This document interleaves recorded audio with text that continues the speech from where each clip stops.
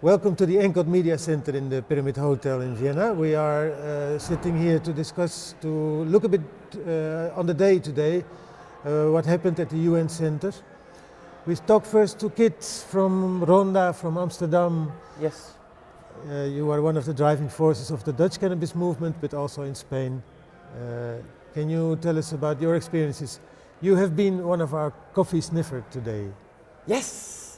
I was a café schnuffler, a coffee sniffer, and this is because in 1781, Frederick the Great, the King of Prussia, actually it was forbidden to drink coffee for economical reasons. He didn't want coffee beans to come into the country and money to leave the country, so it was forbidden to drink coffee. And actually, 400 disabled soldiers were made to check this, to actually sniff whether coffee beans were roasted. And you were one of them?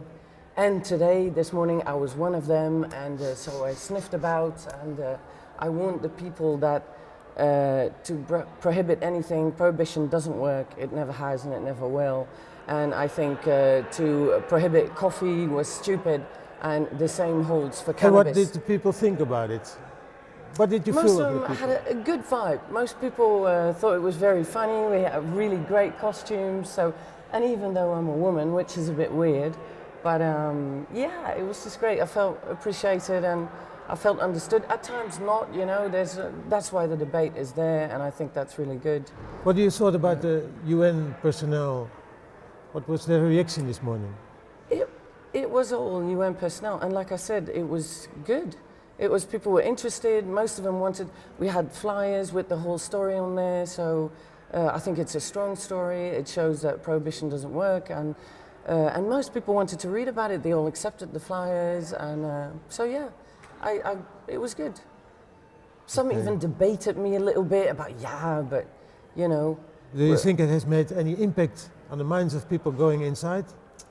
You never know, you never know, you never know. It's just a question of, you know, people wanting to see it from a certain way, because they're saying, no, we can't legalize cannabis in one country because it's against conventions and all that kind of stuff. But if they want to legalize it, then they'll find all kinds of reasons so that they can legalize it. So it's just the political will needs to be there. And if I can have influenced that a little bit, if I can have made some people think, and I think I did, yeah, then it's good. Then it's a job well done. And I had a lot of fun doing it, so, yeah. Well, thanks very much. Janko, you were inside. Janko, you are from Slovenia, from the Trust Areal Union. You are the president of Encod at this moment.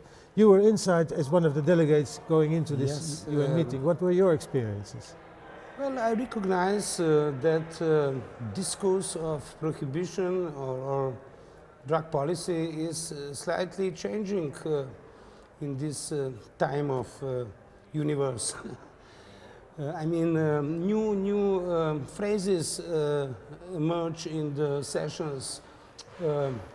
Argentinian and Portugal representatives talk about austerity measures who tackle the poverty, impoverishment people. And that this is also, it's needed to address this impoverished population, because this is a main cause of harm that prohibition is doing to population.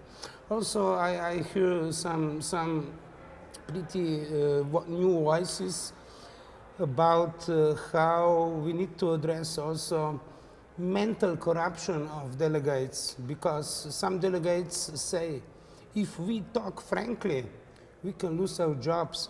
So I believe this is a serious issue. We must begin to talk about this issue. Are delegates telling you this at the coffee table? At coffee table, there's a coffee sniffer besides you, so. I have some friends. I mean, I'm professional worker for more than 20 years. I have also bad experiences. I've been in jail for nothing. But okay, never mind.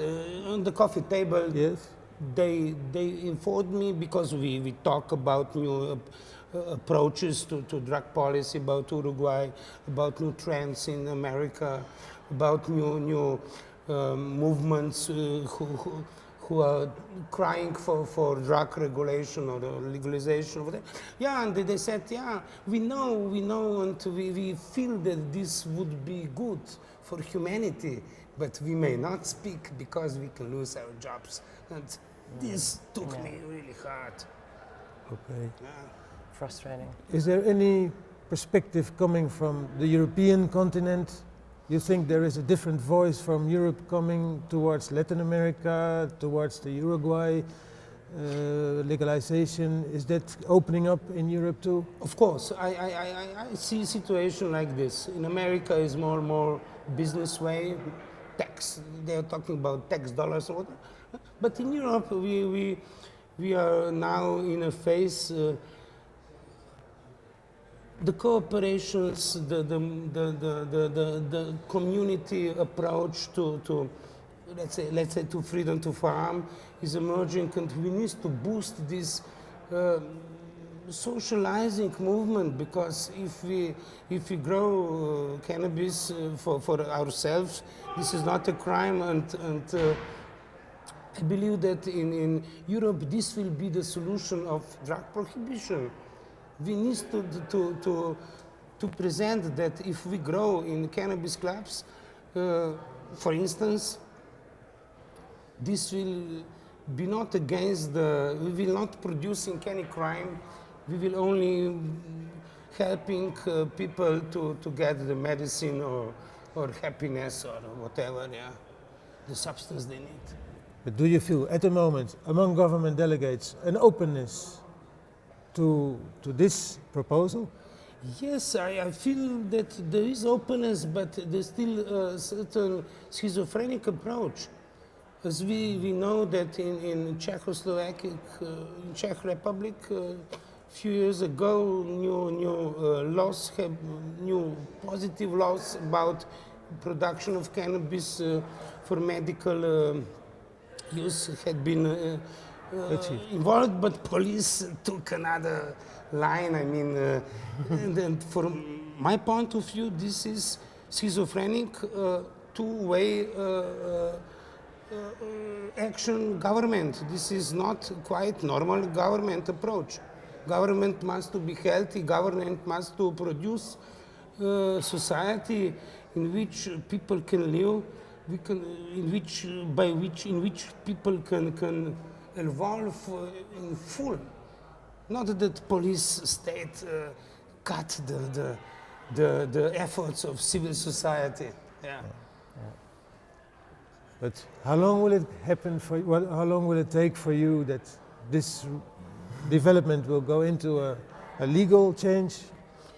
Just a short answer. In general view, I believe that in 2016, when General Assembly will be held in New York, I hope that 2 or 3 countries will also, till that time, change their legislation about so-called illicit drugs, and this will boost. Encourage another countries as well. Okay, we put any kind of drug on it, on your choice, and we celebrate in 2016, I would say. But I must address issue that me personally, I'm for regulation, not for total liberalization, because we need to address that quantity drugs, and we need to get more deeply into this issue. Yeah. Okay, thank you very much, Janko.